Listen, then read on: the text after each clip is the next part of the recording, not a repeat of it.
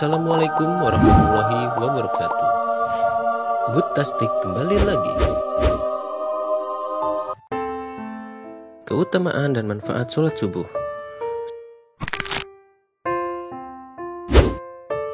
Sholat subuh merupakan satu di antara sholat wajib dari 5 waktu yang mempunyai kekhususan dari sholat lainnya dan mempunyai keutamaan yang luar biasa. Pada saat inilah pergantian malam dan siang dimulai. Bagi sebagian kaum muslim, khususnya pria, sholat subuh secara berjamaah merupakan sholat yang berat untuk dilakukan secara rutin. Bahkan, banyak orang meninggalkan sholat subuh karena tertidur. Itulah mengapa sholat subuh berjamaah terasa begitu berat bagi orang yang munafik. Tidaklah kita takut disebut sebagai orang yang munafik karena meninggalkan sholat subuh.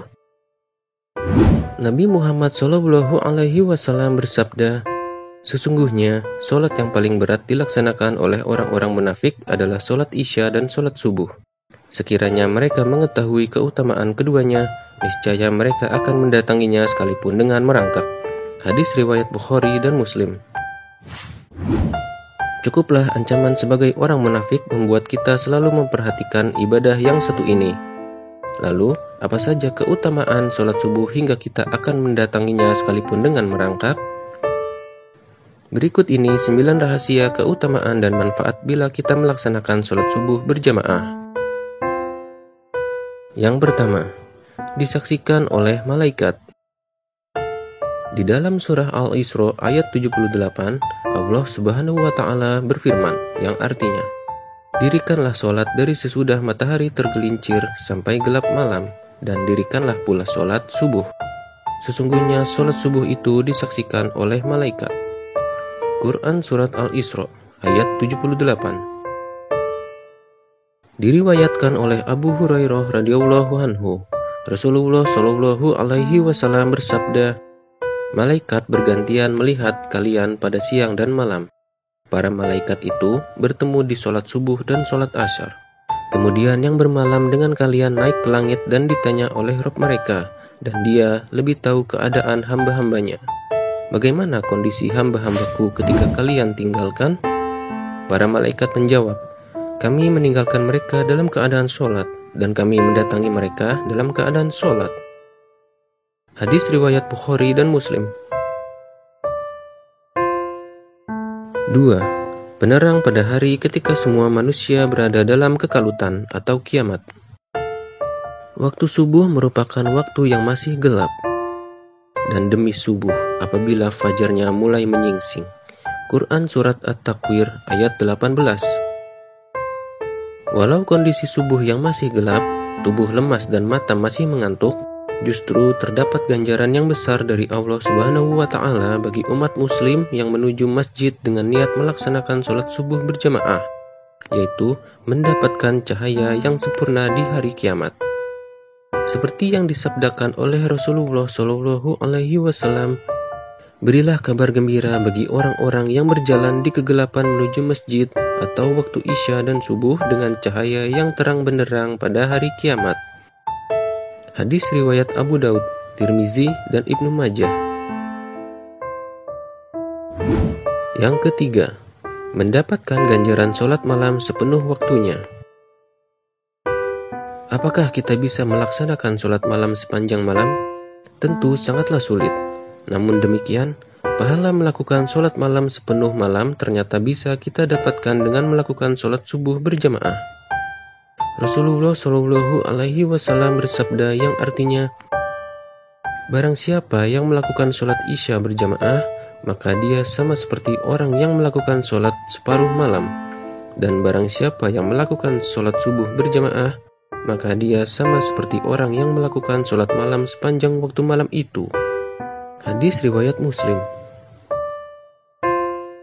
Yang keempat, dibebaskan dari sifat orang munafik. Menurut Ibnu Hajar, semua sholat itu berat bagi orang munafik sebagaimana disebutkan dalam firman Allah Subhanahu wa Ta'ala, "Dan mereka tidak mengerjakan sembahyang melainkan dengan malas." Quran Surat At-Taubah ayat 54. Syekh Muhammad bin Shalih Al-Utsaimin rahimahullah mengatakan, orang munafik itu sholat dalam keadaan riya dan sum'ah. atau ingin dilihat dan didengar oleh orang lain. Sholat subuh dan sholat isya dilakukan dalam keadaan gelap sehingga orang munafik tidak menghadirinya. Mereka enggan menghadiri kedua sholat tersebut. Namun untuk sholat lainnya yaitu sholat zuhur, asar, dan maghrib, orang munafik tetap hadir karena jemaah yang lain melihat mereka. Dan orang munafik kala itu cari muka dengan amalan sholat mereka tersebut. Mereka hanyalah sedikit berzikir kepada Allah. Di masa silam, belum ada lampu listrik seperti saat ini sehingga menghadiri dua sholat itu terasa berat. Karena mereka tidak bisa memamerkan amalan mereka.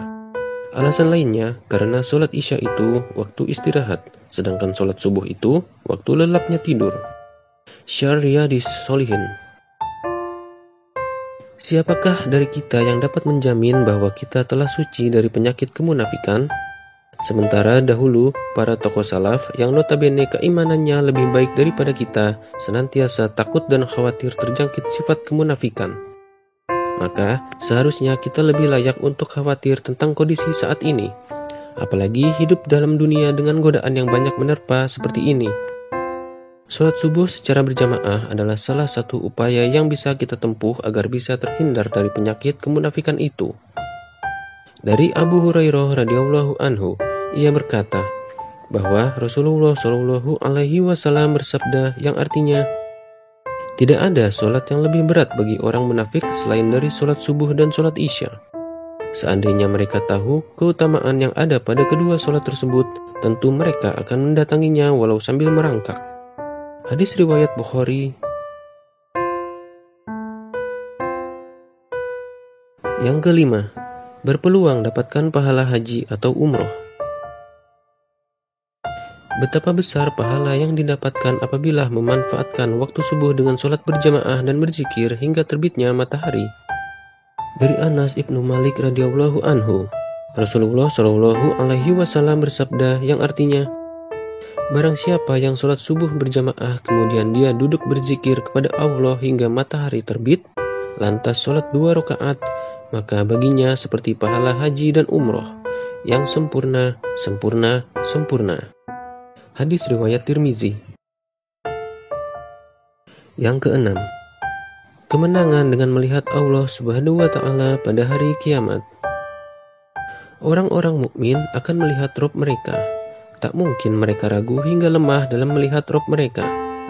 Mereka melihat Rabb mereka seperti melihat bulan pada malam purnama.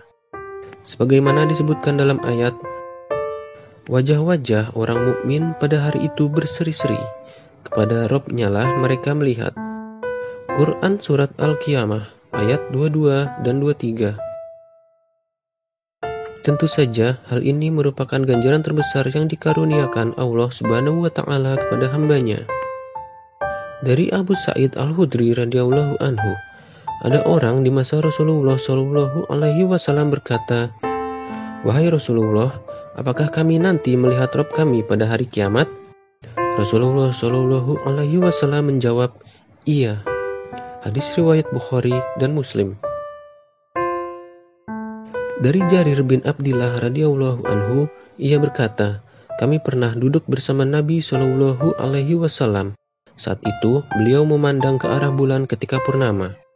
Beliau bersabda, sesungguhnya kalian akan memandang Rabb kalian sebagaimana kalian memandang bulan ini. Kalian tidak berdesakan ketika memandang Allah.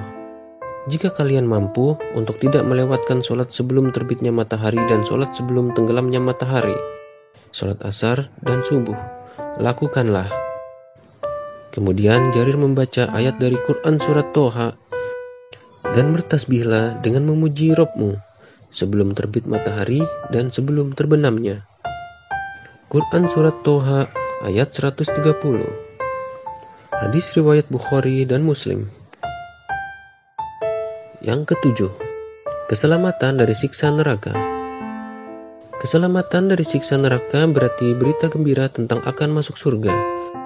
Ganjaran ini tentunya berlaku bagi seseorang yang akan melaksanakan sholat subuh secara sempurna atau berjamaah.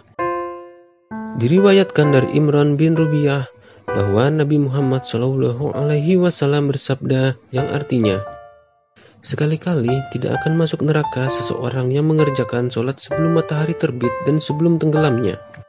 Hadis riwayat Muslim 634. Yang dimaksud dengan sholat sebelum matahari terbit dan sebelum tenggelamnya adalah sholat subuh dan asar. Barang siapa yang menjaga dua sholat tersebut di saat-saat kesibukannya, tentu ia akan lebih menjaga sholat fardu lainnya karena sholat mencegah dari perbuatan keji dan munkar.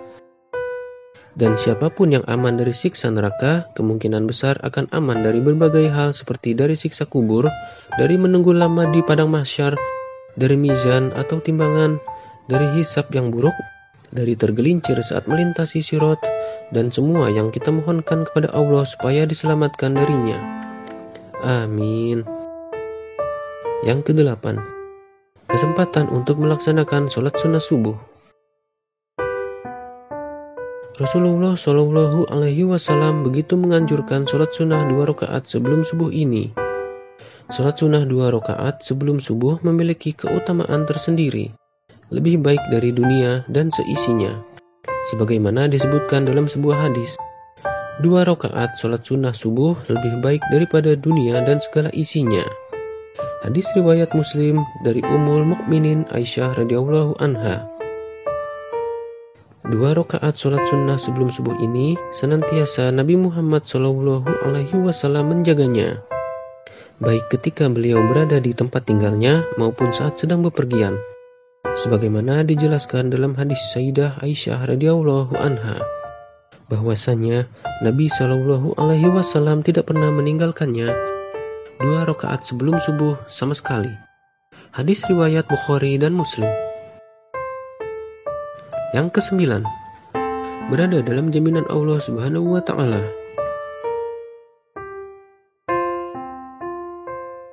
Sungguhlah besar ganjaran bagi orang yang melaksanakan sholat subuh, apalagi melaksanakannya dengan khusyuk dan berjamaah, karena dia akan berada dalam jaminan dan perlindungan Allah Subhanahu wa Ta'ala. Dengan begitu, siapa yang berada dalam perlindungan Allah, orang itu tidak boleh disakiti. Orang yang berani mencelakakannya terancam dengan azab yang pedih, sebab dia telah melanggar perlindungan yang Allah berikan kepada orang tadi. Dalam hadisnya, Rasulullah Shallallahu Alaihi Wasallam bersabda, barang siapa yang sholat subuh, maka dia berada dalam jaminan Allah. Oleh karena itu, jangan sampai Allah menuntut sesuatu kepada kalian dari jaminannya. Karena siapa yang Allah menuntutnya dengan sesuatu dari jaminannya, maka Allah pasti akan menemukannya, dan Allah akan menelungkupkannya di atas wajahnya dalam neraka jahanam. Hadis riwayat Muslim nomor 163. Itulah tadi rahasia pahala dan keutamaan sholat subuh yang dapat kita raih. Wallahu alam, dan Allah Maha Tahu. Semoga motivasi ini memicu kita untuk senantiasa bisa menjaga sholat subuh secara berjamaah, bahkan menularkannya kepada saudara-saudari kita yang lainnya. Amin. Dan semoga video ini bermanfaat bagi kita semua. Terima kasih. Wassalamualaikum warahmatullahi wabarakatuh.